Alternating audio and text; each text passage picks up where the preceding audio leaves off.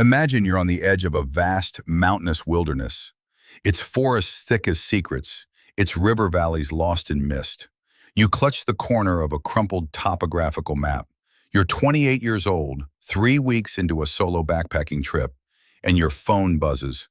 Location lost. The trailhead behind you is 3 days on foot. That's when you glimpse it, an oval of dark limestone hidden by overgrown ferns. No trail leads there. Your GPS shows nothing, but a thrill runs through you, the call of the unexplored. This was the last morning anyone saw Eliza Rains. It's July 19, 2019, 6 miles east of Pinehill, Idaho, a blinking dot on the map beside the Coeur d'Alene National Forest. The trail they call Devil's Spine zigzags up logging roads abandoned 50 years ago, skirting streams so pure they vanish into moss. This is the kind of place only locals know, even among Idaho's endless green. Eliza Rains had set out 4 days earlier from a hostel in Spokane, Washington. Tan, tightly coiled hair pulled under a faded trucker cap, hiking boots caked with old dust, the kind of half-smile you give only when the weather's perfect and the cell signal reads dead.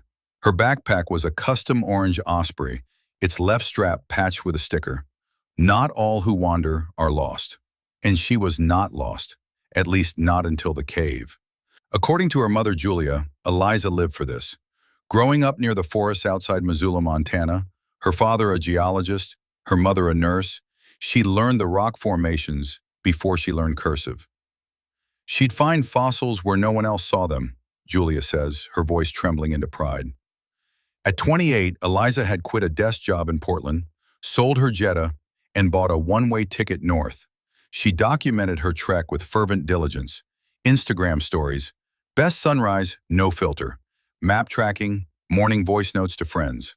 Eliza's last upload, timestamp July 19 at 9:42 a.m., is a video of sunlight flickering through hemlocks. Still on Devil's Spine, little behind schedule, but who cares? If Mum's watching this, I swear I wore sunscreen. Might try to bushwhack south tomorrow. Love you guys. For folks who didn't know Eliza, the voice was bright, irreverent, the kind of person who laughs alone in a thunderstorm. For those who did, something in her cadence hinted at nerves. The wild always drew her, but she respected it. Later that morning, according to security footage reviewed by Pinehill County Sheriff's Office, she stopped at the Spinning Pine Diner, the last known place her credit card was used. At 11:14 a.m., Eliza left the diner, passing out of camera range, walking into a tangle of pines and out of the public sight forever. That evening, campgrounds reported no sighting. By Saturday, her phone's last ping bounced off a lonely cell tower east of mile marker 13, already dying as clouds rolled in. A thunderstorm shut down search and rescue air support for 48 hours. Eliza's mother called at midnight. No answer. At 8:42 a.m., she called again. Her texts, "Just checking in, call if you can," would go unread. By Sunday, July 21, when search teams mustered at the trailhead, the story had already started spinning in the little town of Pinehill. Cavers, real cavers, the kind with battered helmets and maps marked in pencil, started whispering about a cave no one could find on USGS topographical charts. An old legend, some said, maybe a cold air pocket, an old story. But there it was, a black crescent not listed on even the most detailed government surveys. Locals called it Null Cave, as in zero, nothing, blank. Null on the maps, null in the records. But some remembered. 4 years before Eliza Rains even dreamed of Idaho, a pair of amateur spelunkers, Don O'Neill, 59, and his son Wyatt, had posted online about a hidden cave off Devil's Spine, so well concealed by undergrowth we nearly tripped in by accident. Their post drew only a handful of replies. Ahmad deleted it for dangerous location sharing. No further mention. Eliza, in her journals retrieved later from a cache in her Spokane hostel, was fixated on finding unlisted karst caves. On June 2nd, she wrote, If you want to find the wild, you have to go places the digital eye can't see. And that's the problem with Null Cave. The digital eye, GPS, Google, even Gaia's Pro tiers, showed nothing. Monday, July 22nd, Search teams, badged and volunteer alike, reached the stretch of Devil's Spine Eliza had marked on a printout. Potential karst ridge. Check this. The ridge jutted into the woods, stony and wet. They fanned out, combed ravines, radioed in. Nothing. Then, 50 yards off the logging road, crewman Ed Mason found a fresh boot print, deep, with mud caked just as the afternoon rain let up 2 days before. And beside it, a snapped branch sloping toward an overgrown hollow. And there it was, a dark opening, oval-shaped, about 5 feet high, rimmed with slick limestone, cold air gushing from its mouth despite the sticky July heat. Null Cave. Radios crackled. Rope was secured. By 10:30 a.m., 2 SAR climbers, Irina Chung and Tom Callan, descended. Cold as a fridge, Irina later said, smelled off, like whetstone and metal. Inside, Null Cave zigzagged left, a natural hallway narrowing into claustrophobic darkness. The only markings, a spot of orange spray paint, Eliza's, later ID'd, and a faint line of boot scuffs. 90 feet in, Tom's headlamp picked up what looked like a piece of reflective mylar, jammed under a boulder. It was the torn edge of an emergency blanket, the kind Eliza carried, as confirmed by her gear inventory. Then, at nearly 150 feet from the surface, an iPhone, screen cracked, battery dead, wedged into a fissure just above head height. The phone was caked with sediment but undamaged inside. No signal here either. Back above ground, the phone was sealed, bagged, brought to Pinehill County Forensics. Charged, bypassed with Eliza's mother's help, her Apple ID was registered as a backup. Slowly, investigators thumbed through message drafts, unsent texts, and, most chilling, a single audio file, unnamed, last recorded at 8:13 p.m., July 19. This is probably just for me. It's Eliza. Looks like writing on one of the stones here. Definitely didn't bring enough light. If you find this, Mum, I love you. I'm okay. My GPS is freaking out down here. Trying to go slow. Cave keeps going. Weird noise every so often. Maybe water or wind. Just hoping. I think there's someone down here that was going to be appreciated eventually, that we can still state the ear. The afternoon brought it intruse concept to entries. And that was not big. Might have finding a blow, there's someone down here with me. If you find this, cut off, nothing more. The next days brought a sprawling media circus. Hundreds of volunteers combed the Null Cave tunnel, though experts warned the caverns below risked collapse. FBI technical teams scoured the cave system using 3D scanners, but sudden weather forced repeated closures. No trace of Eliza, living or dead, was ever found. Eliza's journal entries, reconstructed from cloud backups and her hostel notes, grew introspective in her final days. Sometimes I wonder, if you went deep enough under the world, would it remember you at all? Or would you just become a story someone else tries to finish? That's the question the Null Cave has asked, of locals, of law enforcement, of Eliza's family and friends. A backpacker on the edge of the known map, a cave that shouldn't exist, and a recording that ends in a whisper. But what does it mean to vanish, not into wilderness, but into a place unseen even by the mapmakers? Imagine you're standing at the mouth of Null Cave. The air chills your skin. The coils of rope at your feet are already wet from dew and spray. Behind you, the forest hush is utterly different. A world above with birdsong and dappled sun. In front of you, darkness that might stretch for miles or end in a wall of rock. Somewhere in that dark, a young woman vanished. Now everyone wants answers. Search and rescue teams from multiple Idaho counties assemble at dawn, bringing bundles of caving gear, dogs, thermal drones. Small-town deputies, weekend volunteers, and 2 FBI agents, sent as protocol, given the digital evidence and media attention, join the effort. Even in 2019, most caves remain unmapped by satellites, and every veteran here knows it. On the second day of searching, Irina Chung, the first to enter, marks the cave mouth with caution tape and whispers. Feels like the mountain's holding its breath. She isn't wrong. They set up base, tables bristling with laptops and paper maps, generator buzzing. Satellite imagery is overlaid with hand-sketched diagrams as the teams try to match every possible nook and hollow to metric grids. It doesn't help that major map databases, USGS, NASA's SRTM, even OpenStreetMap show truly nothing in this spot, only an unbroken line of forest canopy. At noon, a volunteer named Wyatt, the same one whose long-ago forum post described a lost cave, is called in. He's stockier now, with a quick, nervous laugh. He squints at side-by-side maps as Irina lays out their dilemma. How does a cave this big not exist on any chart? Wyatt shrugs. Karst country eats itself. Caverns collapse and open all the time. Null Cave, well, maybe it was just waiting. Hours pass as teams shuttle in and out of the void, carrying not just hope but also fear. The evidence so far is thin. Eliza's mylar blanket, the boot prints, the phone. No backpack, no water bottle, no scraps of food or clothing. The FBI techs theorize the phone's recording might have been a desperate attempt to document her route, maybe even leave a breadcrumb if GPS failed. A digital forensics report later confirms the file was cut off, possibly by battery or trauma, but offers no further location data. Only the stark truth. The last known trace of Eliza stopped here. What makes a place real? Is it the memory, the map, or the moment someone steps inside? For Eliza, it seems the answer was all three. Back in Pinehill, news trucks clutter the diner parking lot.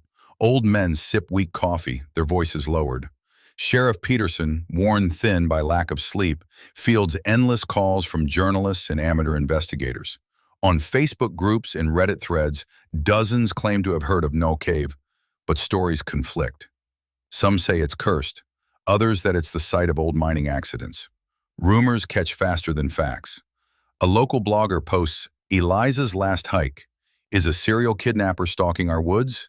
It goes viral, prompting worried mothers to ban their kids from hiking.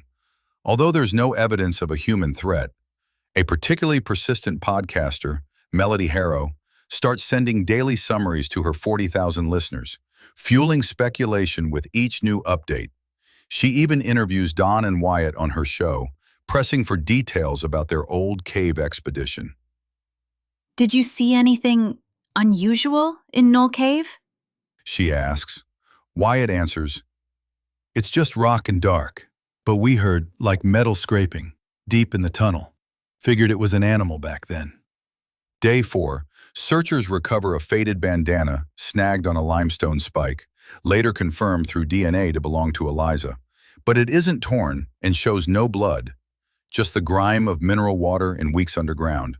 Forensic teams find 4 separate footprints with similar tread to Eliza's boots, each leading deeper, never backtracked. GPS pings on the rescue team's trackers vanish mid-tunnel, a known effect in thick karst but unsettling each time it happens. Irina, reviewing helmet cam footage, spots something odd at the 172-foot mark. A figure barely distinguishable against the far wall, moving between the pillars of hanging stone. Quick analysis shows it's just a trick of shadow and condensation. Or is it? In Pinehill High School's yearbook office, a student intern searches past paper maps for the area, unearthing a survey chart from 1979. On it, faint in pencil, is a crescent beside a scrawled question mark, right where Null Cave now sits. That surveyor, now in his 80s, claims he never entered it. He just noted unusually cold air and strange animal tracks nearby. Eliza's family, camped at the trailhead in a makeshift tent, shifts between hope, resignation, and anger. Her mother, Julia, sleeps little, clutching Eliza's old geology notebook. Interviews with her paint a portrait of a young woman driven not by recklessness, but by a yearning to see what no one else would. She believed if you walked far enough, the world would show its secrets. "I just wish she'd let some secrets stay put." Sheriff Peterson repeatedly assures the family that everything that can be done is being done. Yet each day without answers births new questions, and tension simmers. Volunteers argue about whether to push the search deeper, some wanting to dynamite a likely cave-in, others fearing irreparable harm to the site or, if Eliza is alive, her chances. Tension peaks on day 7. Heavy rain floods part of Null Cave, forcing a hasty evacuation as sensors detect a minor collapse. A rescue worker injures a leg. Now, safety rules become stricter. The FBI debates whether more aggressive methods, a ground-penetrating radar array, perhaps explosives, could locate deeper chambers. With media helicopters circling, emotions fray in Pinehill, rifts open between law enforcement and volunteers. Then, just as hope seems thinnest, searchers find a clue, a length of orange tape knotted and nailed to a shaft of rock over 250 feet in. It matches the tape Eliza used to mark her gear. But curiously, the area beyond it doesn't match previous caver accounts. There's a split in the passage, a corridor leading left that seems wholly untouched, coated with dust and undisturbed cobwebs. A new plan forms, map every inch by inch, for undocumented passageways. On the night of day 10, after heat lightning flickers above the flooded creek, the families gather. Eliza Rains, exhausted, speaks to the press. I want people to remember that this is about Eliza. Not about a story, not about spectacle, but about a human being who loved the world too much to let fear keep her out of it. In the days that follow, search efforts ramp up and become more methodical, though not without moments of heartbreak. A false sighting of movement on a trail camera, a rumor of boot prints near an old quarry, later revealed to be deer tracks, a misleading clue in the form of a backpack, not Eliza's, but one lost years ago by another hiker. The line between trail and rumor, map and story, seems to blur. Eliza's family, camped at the trailhead in a makeshift tent, shifts between hope, resignation, and anger. Her mother, Julia, sleeps little, clutching Eliza's old geology notebook. Interviews with her paint a portrait of a young woman driven not by recklessness, but by a yearning to see what no one else would. She believed if you walked far enough, the world would show its secrets. I just wish she'd let some secrets stay put. Sheriff Peterson repeatedly assures the family that everything that can be done is being done. Yet each day without answers births new questions, and tension simmers. Volunteers argue about whether to push the search deeper, some wanting to dynamite a likely cave-in, others fearing irreparable harm to the site or, if Eliza is alive, her chances. Tension peaks on day 7. Heavy rain floods part of Null Cave, forcing a hasty evacuation as sensors detect a minor collapse. A rescue worker injures a leg. Now, safety rules become stricter. The FBI debates whether more aggressive methods, a ground-penetrating radar array, perhaps explosives, could locate deeper chambers. With media helicopters circling, emotions fray in Pinehill, rifts open between law enforcement and volunteers. Then, just as hope seems thinnest, searchers find a clue, a length of orange tape knotted and nailed to a shaft of rock over 250 feet in. It matches the tape Eliza used to mark her gear. But curiously, the area beyond it doesn't match previous caver accounts. There's a split in the passage, a corridor leading left that seems wholly untouched, coated with dust and undisturbed cobwebs. A new plan forms, map every inch by inch, for undocumented passageways. On the night of day 10, after heat lightning flickers above the flooded creek, the families gather. Eliza Rains, exhausted, speaks to the press. I want people to remember that this is about Eliza. Not about a story, not about spectacle, but about a human being who loved the world too much to let fear keep her out of it. In the days that follow, search efforts ramp up and become more methodical, though not without moments of heartbreak. A false sighting of movement on a trail camera, a rumor of boot prints near an old quarry, later revealed to be deer tracks, a misleading clue in the form of a backpack, not Eliza's, but one lost years ago by another hiker. The line between trail and rumor, map and story, seems to blur. On day 12, a team led by Irina enters a previously unexplored crawl space just past the split. Here, above a smooth slab, they find faint symbols scratched into the rock, a series of hash marks and a crude eye shape. Forensic geologists estimate their age at less than 5 years. The symbols are shown to Eliza's family and friends. None recognize them. Speculation abounds. Were these Eliza's marks, some hidden code, or remnants from an older visitor to Null Cave? Social media springs to life, theories multiplying, cryptography experts, local historians, even UFO enthusiasts get involved. Meanwhile, the map of Null Cave grows, a hand-drawn, ever more complex web, now the most detailed chart of this region ever made. It will, in time, become the basis for how future expeditions try to avoid getting lost. A pause and reflect moment settles over searchers, the air thick with defeat and exhaustion. Volunteers whisper about a curse, that Null Cave gives nothing back. Nearby forest creeks run high and clouded, battered boots dry by campfires as rain turns trails to mud. But Julia Rains refuses to give up. Each night she walks the search perimeter, calling Eliza's name.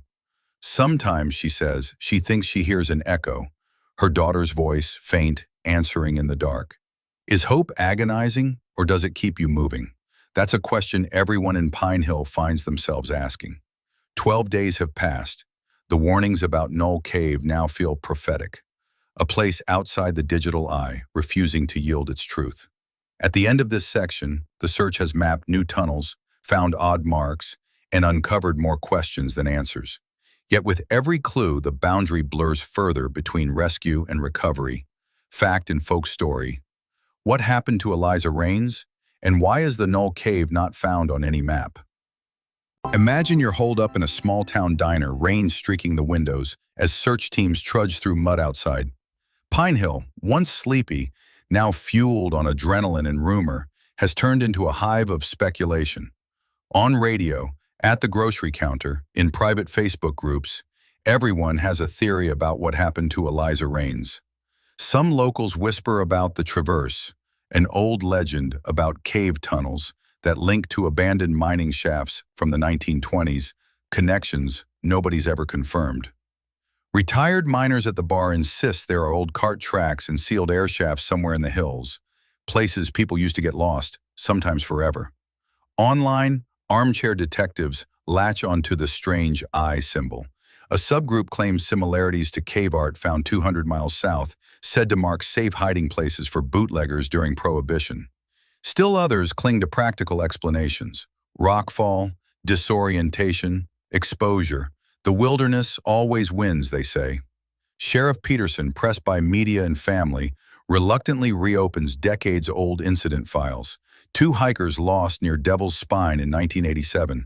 A pair of teenage explorers missing for 2 days in 1995, found, shaken but alive, in a side tunnel. None match Eliza's disappearance, but the pattern deepens the town's unease. Day 14. With search fatigue setting in, hope flickers anew. A forestry camera, one of many placed to track cougars, triggers a week-old image. A small figure, half hidden by brush, orange on their back. Timestamp, July 19th, 7:34 p.m. Location, ridge above Null Cave. The image is blurry, but volunteers and family swear it's Eliza. The discovery electrifies the search.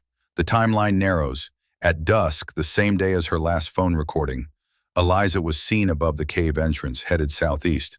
Topographical analysis suggests a shallow sinkhole hidden by undergrowth lies in that direction, possibly a second cave entrance. The search mobilizes. Teams fan out using ground-penetrating radar and sniffer dogs.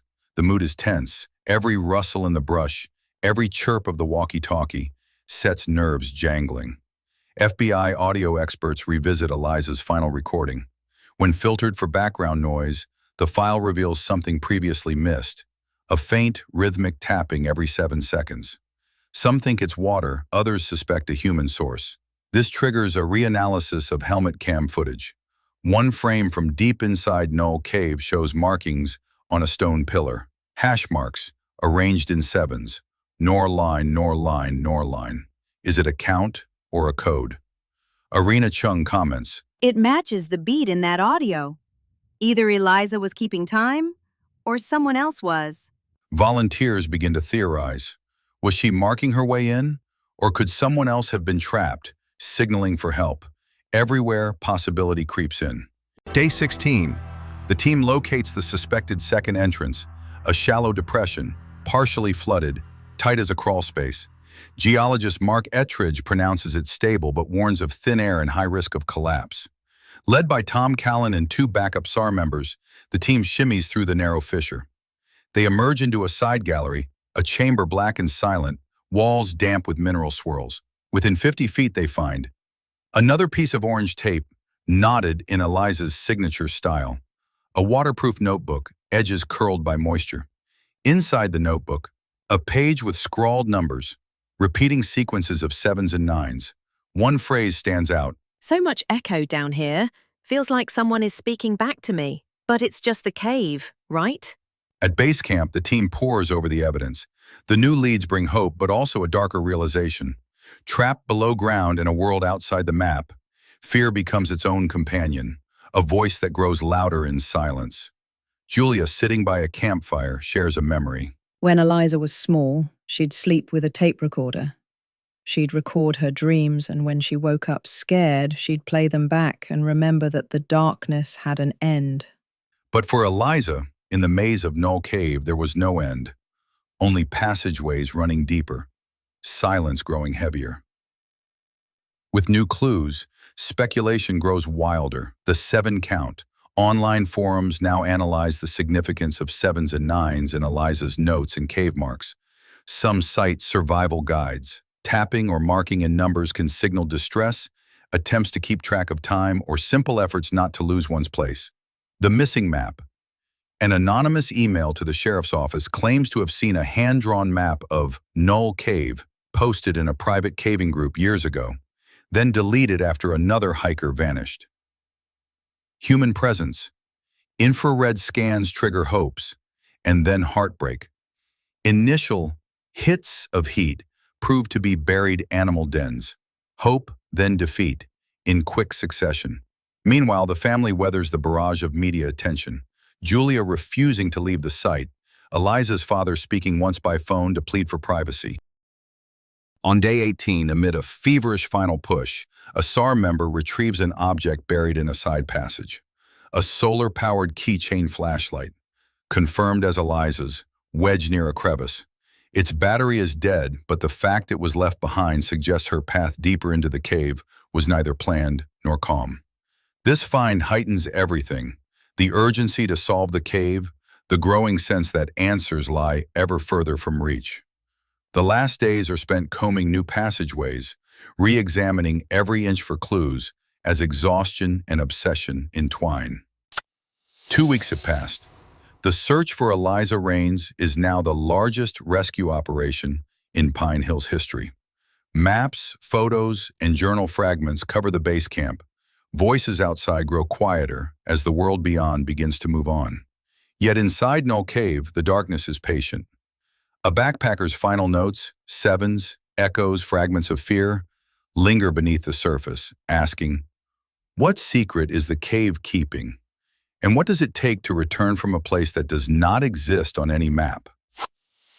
Imagine this. 3 weeks after Eliza Rains disappeared, Pinehill's summer heat breaks into a rare chill. A reduced search team, several experts, a corps of exhausted volunteers, returns for one final sweep. They are driven less by hope than by duty, determined to close every open question. Back at Null Cave, Irina Chung, now gaunt with sleeplessness, leads a last-chance push through a corridor long considered too narrow to matter. It takes an hour to pry loose the entrance. Years of rockfall and mud had choked it, likely since before Eliza entered. Inside, a tunnel slopes down abruptly. A rotten log acts as a footbridge. 50 feet in, they reach an airless chamber.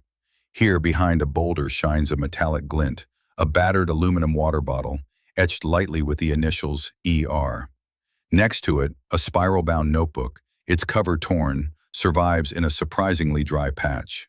Its first page reads, Still here. We'll try to go back tomorrow if light holds. Counting echoes every 7. Feel someone's near. Please, if you find this, tell Mum and Dad I tried. The cave's not letting me go. The back page is water-blurred, bear rough drawings of tunnels. Echo marks, X, fill the margins. In a pocket nearby, 2 more items. Eliza's cracked headlamp, a thumbnail-sized flash drive sealed in plastic. Unusual for a hiker, but not for Eliza, who often backed up her photos. Reaching the surface, the team delivers these discoveries to Sheriff Peterson. Cameras flash. For an instant, hope blooms. The flash drive, examined by FBI forensics, yields 22 audio files. Most are routine logs, daily hiking notes, bird song, the sound of rain. The last file, time-stamped 7:54 p.m., July 19, is different. Okay, if this is still recording, I think number 7 is where it splits.